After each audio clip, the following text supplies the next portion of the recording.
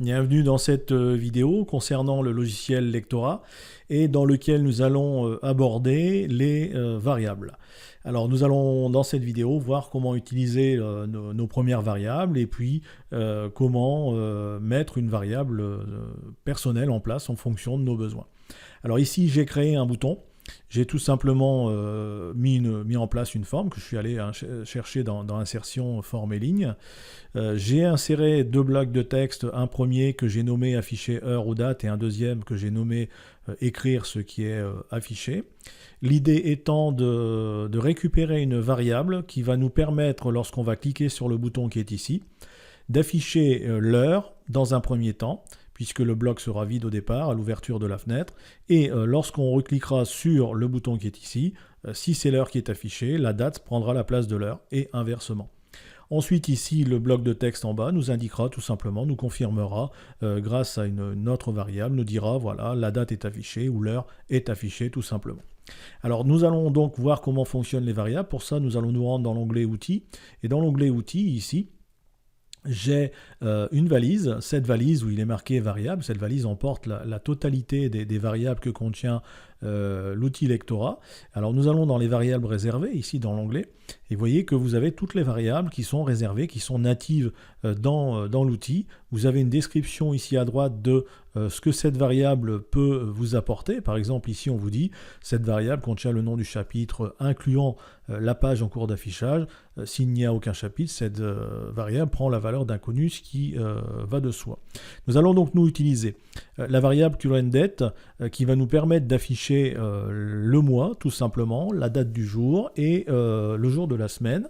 Et nous allons également utiliser ici la variable currentTime qui, elle, va nous afficher tout simplement l'heure au moment où nous visualisons le module, c'est-à-dire la date en cours et l'heure en cours.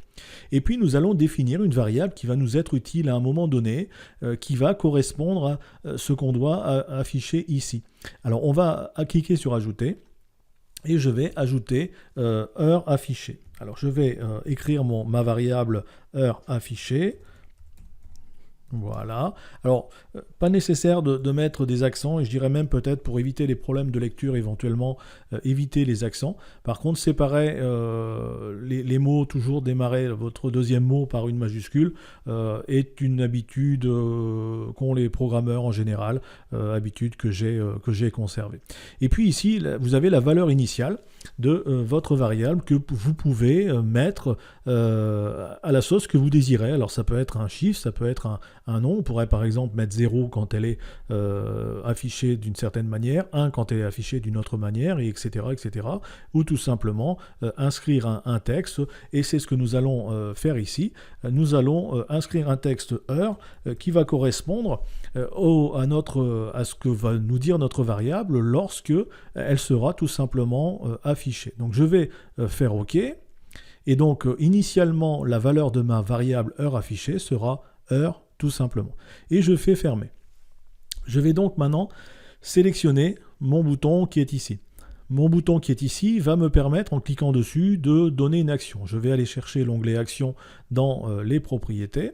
Je vais sélectionner l'action. Et donc j'ai mis une action sur mon bouton. Alors je veux que l'action soit lorsque je clique avec ma souris. Et que cette action de clic de ma souris déclenche une action qui elle-même va être tout simplement la modification de ma variable. C'est-à-dire que je vais modifier la variable heure affichée, et je vais dire que si ma variable heure affichée, si je clique sur mon bouton, ma variable heure affichée va se mettre tout simplement à heure, c'est-à-dire sa valeur initiale. Et elle va se mettre à l'heure quand ?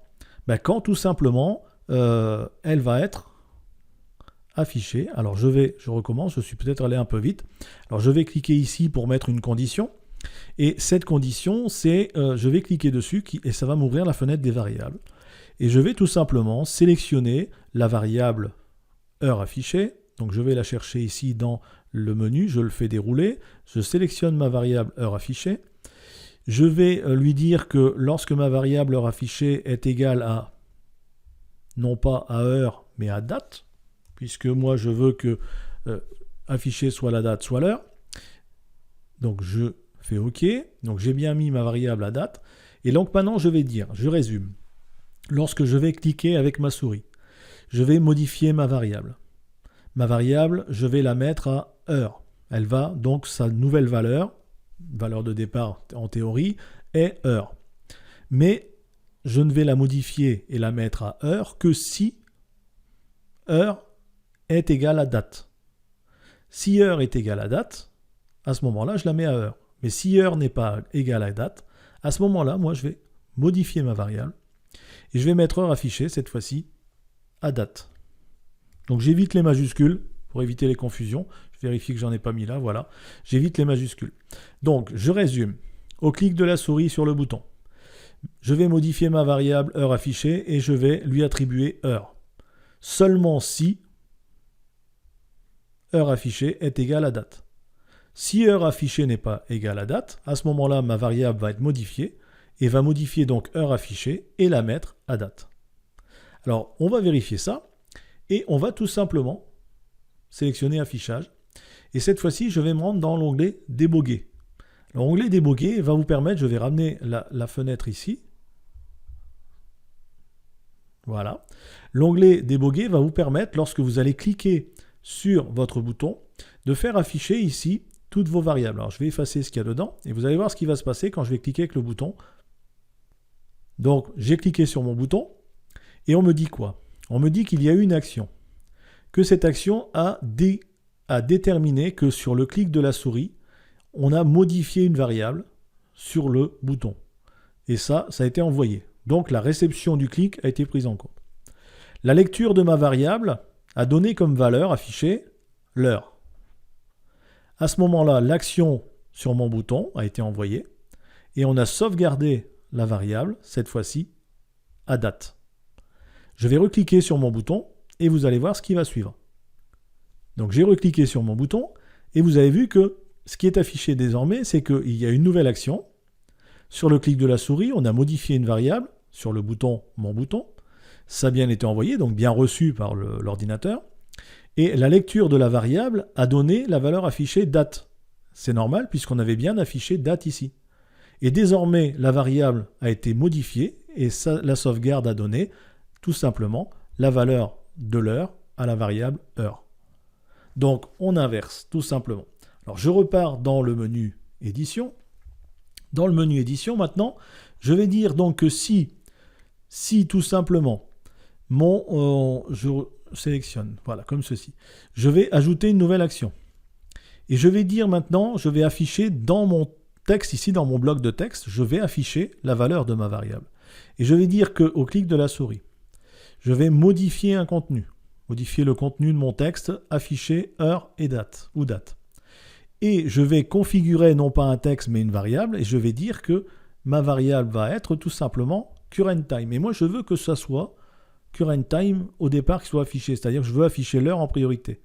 Et comme quand je vais cliquer, ma variable va se mettre ici à heure, je vais tout simplement dire que je vais afficher heure ou date si ma variable, donc je cherche après heure affichée, est égale à heure.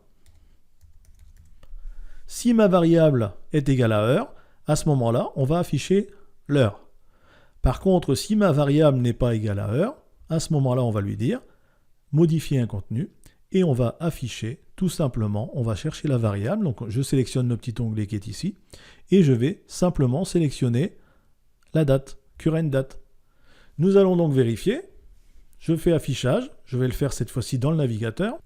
Je sélectionne ici mon bouton, je clique dessus et je me suis trompé puisque j'ai la date qui s'affiche en priorité et l'heure en deuxième. Donc par contre, ça bascule bien, mais j'ai une erreur. Donc je vais simplement changer cela. Je vais dire ici que lorsque on va cliquer la souris sur le bouton, il va y avoir la modification d'un contenu. Dire qu'on va afficher current time si est égal à date. Et sinon, on va afficher current time. On va vérifier. Je fais un aperçu. Donc là, cette fois-ci, j'ai bien l'heure qui s'affiche et j'ai bien la date qui bascule. Donc je peux basculer comme je le veux d'un côté ou de l'autre. Donc vous voyez que si vous vous trompez, ça n'est pas bien grave, il suffit d'aller vérifier vos variables et d'inverser, d'inverser ce que vous avez mis en place. Alors maintenant, je veux afficher ici dans mon bloc de texte ce qui est écrit. Alors je vais dire toujours sur mon bouton, je vais rester en action sur mon bouton. Lorsque il va y avoir un clic sur mon bouton, je vais modifier un contenu.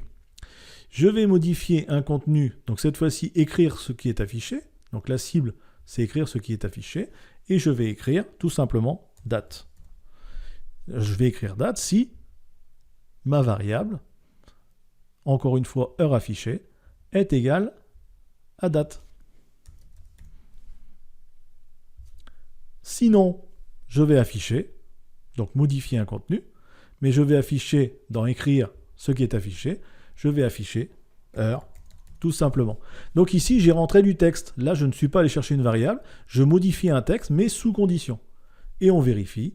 Je fais un aperçu dans le navigateur, je clique et j'ai bien 18h54 et je suis bien sur l'heure. Je vais cliquer à nouveau et là, j'ai bien la date qui est affichée. Voilà, et ça bascule à chaque fois. Donc voilà comment mettre en place vos premières variables. Je vous propose maintenant de vous amuser un peu, d'en créer vous-même et de me retrouver dans les prochaines vidéos pour voir comment aller un peu de l'avant avec ces variables.